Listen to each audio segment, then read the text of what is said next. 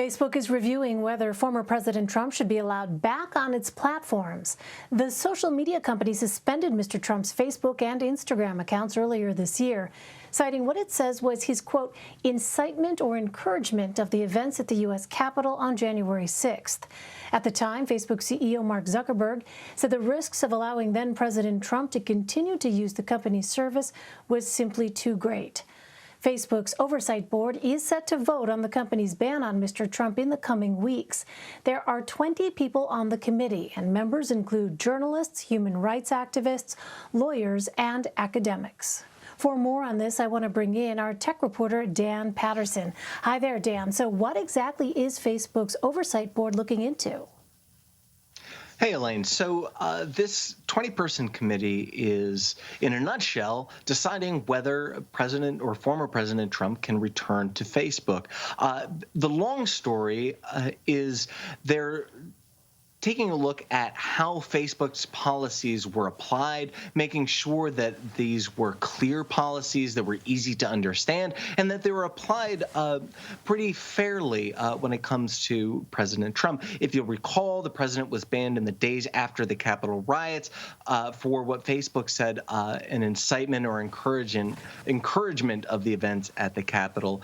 And Facebook is waiting to hear from this oversight board, which is independent, about whether the company was proper in banning Trump or not.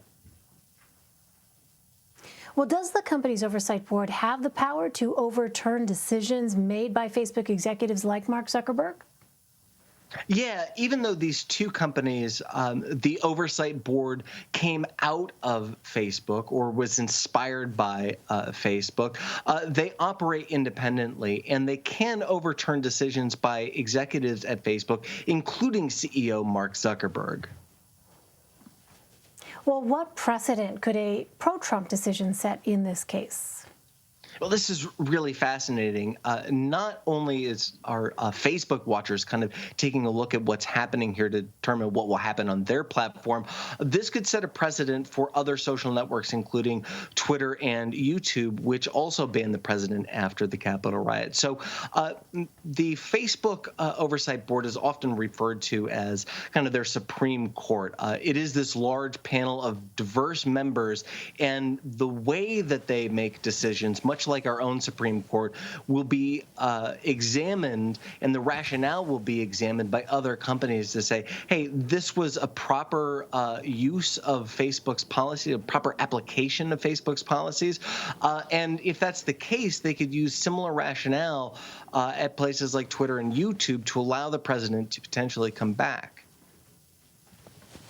And Dan, what are former President Trump's options if the board rules against him? Well, he has a few options, but he has just a few options. Now, advisors to the former president have indicated that he is just days away from launching his own social network. Now, I spoke to a number of technology experts who were kind of skeptical about this. They did say that, yeah, you can kind of code together a social network, but bringing that up to scale, the same competitive size of Facebook or Twitter, is pretty challenging, and maintaining that platform is also fairly challenging. So he could also join another social network like Parler, but he would again have the same challenges of scale. It is really hard to keep a social network that carries tens of millions of users, which is what President Trump's advisors have said he is prepared to do, to keep a network of that size up and running. So if Trump is not allowed to return to Facebook, his technological options, or his options of using technology, are somewhat limited. All right, to be continued. Dan Patterson for us. Dan, always good to see you. Thank you. Good to see you.